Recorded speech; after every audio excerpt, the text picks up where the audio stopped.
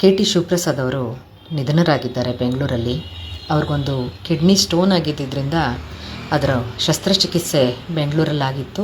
ಆ ಸಂದರ್ಭದಲ್ಲಿ ಹೃದಯಾಘಾತದಿಂದ ತೀರ್ಕೊಂಡಿದ್ದಾರೆ. ಇದು ನಿಜಕ್ಕೂ ಕೂಡ ನಮ್ಮ ಇಡೀ ರಾಜ್ಯ ಮತ್ತು ರಾಷ್ಟ್ರಕ್ಕೆ ಒಂದು ಆಘಾತ ಮತ್ತು ನಷ್ಟ ಅಂತ ನಾನು ಭಾವಿಸ್ತೀನಿ.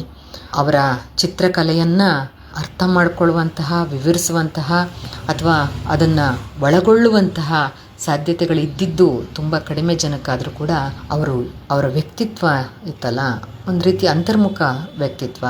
ಮತ್ತು ಅವರನ್ನು ನಾನು ಅಜೂಬಾ ಅಂತ ಅಂದ್ಕೊಂಡಿದ್ದೀನಿ ಒಂದು ರೀತಿಯಲ್ಲಿ.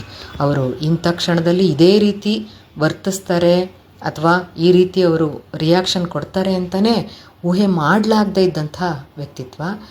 ಅವರು ತಮ್ಮೊಳಗೇ ಏನೋ ಗಾಢವಾದ ಯೋಚನೆಯಲ್ಲಿ ಇರ್ತಿದ್ರು ಅಂತ ಅಂದ್ಕೊಳ್ಬೋದು.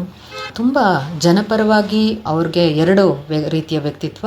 ಒಂದು ರೀತಿಯಲ್ಲಿ ಹೊರಮುಖವಾಗಿ ಅಲ್ಲಿ ಹೊರಗಡೆ ಸುತ್ತಮುತ್ತ ನಡೀತಾ ಇರುವಂತಹ ಎಲ್ಲ ದೌರ್ಜನ್ಯಗಳನ್ನು ಮತ್ತು ಅಂಚಿಗೊತ್ತರಿಸಲ್ಪಟ್ಟವರ ಪರವಾಗಿ ಅವ್ರದ್ದು ಯಾವಾಗಲೂ ದನಿ ಇರ್ತಿತ್ತು. ಮತ್ತು ಅವರು ಒಳಗಡೆ ಬುದ್ಧನ ಅನುಯಾಯಿ ಮತ್ತು ಅಂತರ್ಮುಖವಾಗಿ ಎಷ್ಟು ದೊಡ್ಡ ಚಿಂತನೆಗಳನ್ನು ಮಾಡ್ತಿದ್ರು ಅಂದರೆ ಅವ್ರನ್ನೊಬ್ಬ ದಾರ್ಶನಿಕ ಅಂತಂದರೆ ತಪ್ಪಾಗಲಾರ್ದು ಅಂತ ಅನಿಸುತ್ತೆ. ಇತ್ತೀಚಿನ ವರ್ಷಗಳಲ್ಲಿ ಅವರು ಸ್ಟೇಜ್ ಪ್ರೋಗ್ರಾಮ್ಸ್ಗಳಲ್ಲಿ ಮಾತಾಡೋದನ್ನೇ ನಿಲ್ಲಿಸ್ಬಿಟ್ಟಿದ್ರು. ಅವ್ರ ಮಾತು ಇಷ್ಟ ಆಗ್ತಾ ಇರಲಿಲ್ಲ. ತನ್ನೊಳಗೆ ತಾನೇ ಮುಳುಗಿ ಇರುವಂಥದ್ದನ್ನು ತುಂಬ ಇಷ್ಟಪಡ್ತಾ ಇದ್ರು. ಅವ್ರಿಗೀಗ 78ನೇ ವರ್ಷ ನಡೀತಾ ಇದೆ.